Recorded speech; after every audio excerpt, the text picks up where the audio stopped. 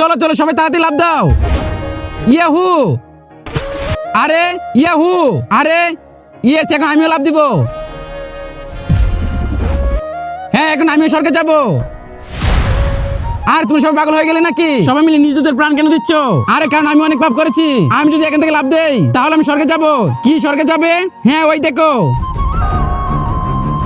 উনি অনেক শক্তিশালী বাবা। উনি বলেছে যে এখান থেকে লাফ দিয়ে মরবে সে সোজা স্বর্গে চলে যাবে।